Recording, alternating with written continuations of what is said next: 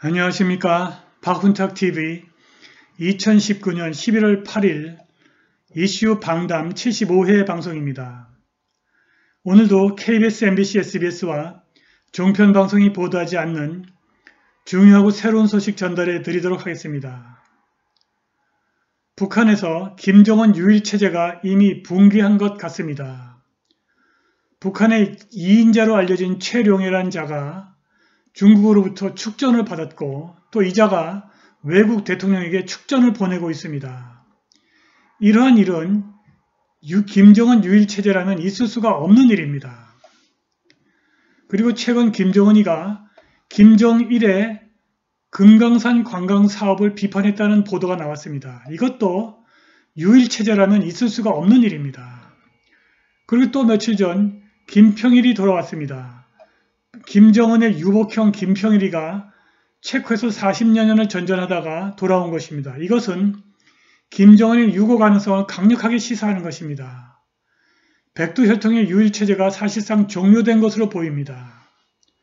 북한은 지금 최룡해를 정점으로 하는 집단 지도체제가 김정은과 백두혈통을 내세워서 사실상 북한을 지배하고 있는 것으로 보입니다. 그런데 이미 이들의 집단 지도체제에 균열이 발생한 것 같습니다. 어제 전 전략군 정치국원 황홍식이가 63세라는 젊은 나이에 사망했다는 보도가 나왔습니다. 그가 집단 지도체제 내에서 권력 투쟁을 하는 과정에서 미국에게 핵무기의 규모와 좌표를 건넨 죄목으로 죽임을 당했을지도 모르겠습니다. 만일 이 방송이 나간 이후에도 최룡해가 오랫동안 죽지 않고 건재하면 바로 그자가 바로 이 최룡해가 집단 지도체제의 1인자라고 봐도 무방할 것 같습니다. 방송 시작하겠습니다. 구독 버튼, 알람벨 버튼, 좋아요 버튼 부탁드리겠습니다. 최룡해는 지난 4월 11일 열린 북한 최고인민회의 14기 제1차 회의에서 국무위원회 제1부위원직과 함께 최고인민회의 상임위원장직에 올랐습니다.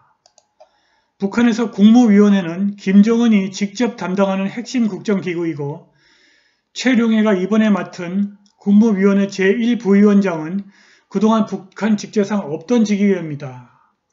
기존 국무위원회 편지에서는 최룡해와 박봉주 전 내각총리가 공동부위원장을 맡았습니다. 이번 최고인민회의에서 북한이 헌법을 수정 보충해서 새로 만든 자리로 보입니다. 최룡해가 노동당에 이어서 국가기구에서도 2인자임을 공식화한 것입니다. 대외적으로 국가를 대표하는 역할을 하던 최고인민회의 상임위원장도 최룡해가 맡았습니다. 올해 91세인 김영남 전 상임위원장은 1998년 9월 최고인민회의 위원장을 맡은 지 21년 만에 물러났습니다. 북한의 빨치산 전 혈통의 대표 인물인 최룡해는 2017년 노동당 제7기 제2차 전원회의 이후 노동당 간부 당원을 포함해서 전 주민에 대한 장악 통제와 인사권을 가진 당 조직 지도부장을 맡아왔습니다. 일각에선 최룡해가 최고인민회의 상임위원장을 맡으면서 이선으로 물러났다는 분석이 나오기도 했습니다. 최룡해의 전임자 김영남은 유명무실한 최고인민회의 상임위원장이었습니다. 그는 북한 정권의 얼굴마담이었습니다. 그런데 최룡해는 김영남과 달리 많은 성과를 내놓을 것이라고 하는 분석도 나오고 있습니다. 이미 김정은의 2인자 최룡해는 김일성의 2인자 오진우와 김정일의 2인자 조명록은 꿈도 꾸지 못한 일을 하고 있습니다.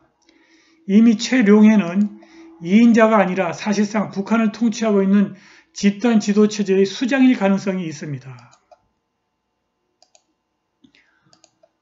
리잔수 중국 전국인민대표대회 상무위원장이 최룡해 신임 북한 최고인민회의 상임위원장에게 축전을 보냈다고 대외용 라디오 방송인 평양방송이 지난 4월 16일 보도했습니다.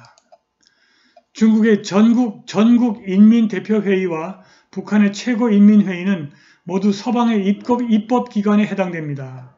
평양방송에 따르면 리잔수 상무위원장이 지난 4월 13일 조선민주주의 인민공화국 최고인민회의 상임위원장 상임위원회 위원장으로 선거된 것과 관련하여 중국 전국인민대표회의 상무위원회를 대표하여 당신에게 열렬한 축하를 보낸다는 전문을 발송했답니다.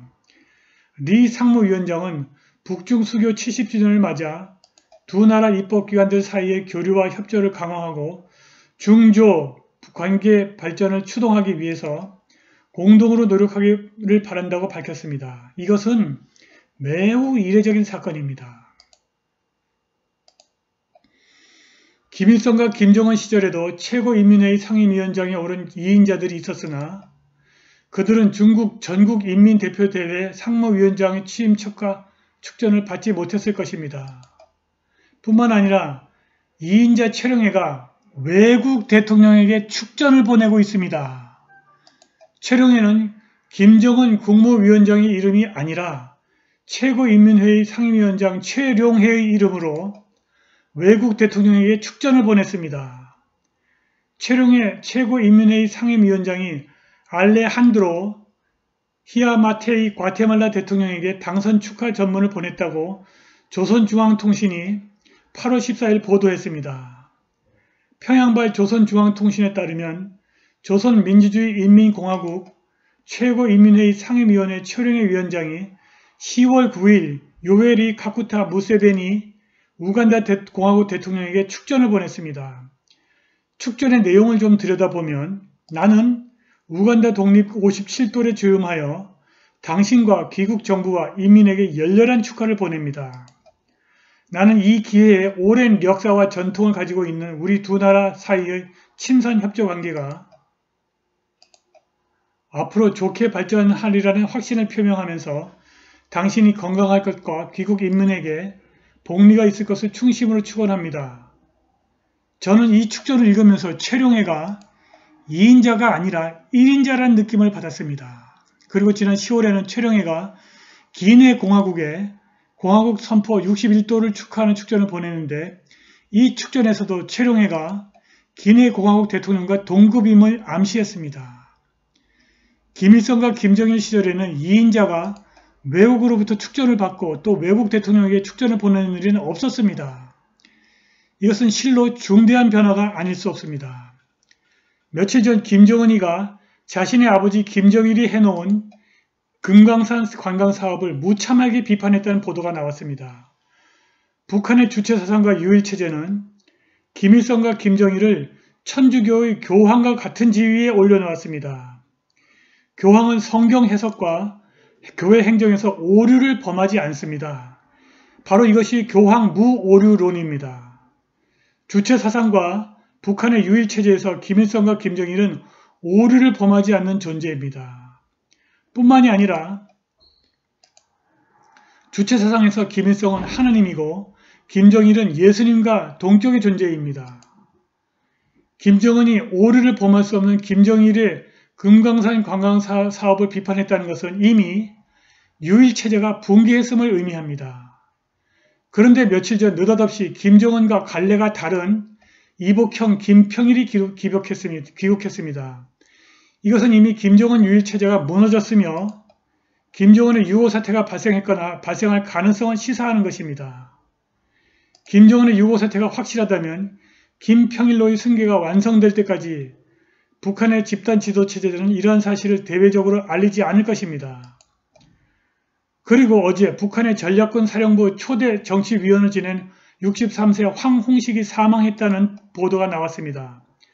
그는 북한의 모든 핵무기와 모든 미사일의 규모와 좌표를 손바닥 들여다보듯이 알고 있습니다.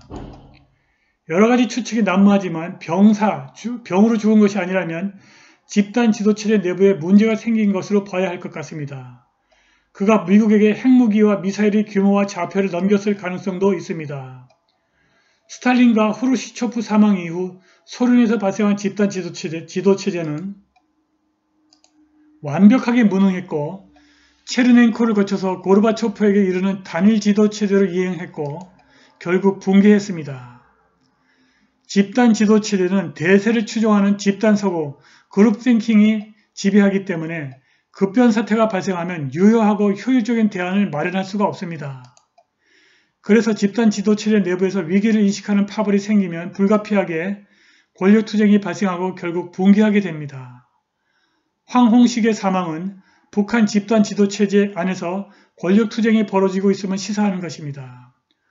오늘 이 방송이 나간 이후에 충분히 오랫동안 최룡해가 건재하고 죽지 않는다면 이미 북한의 유일체제가 최룡해를 정점으로 하는 집단 지도체제에 의해서 대체되었다고 봐도 무방할 것 같습니다.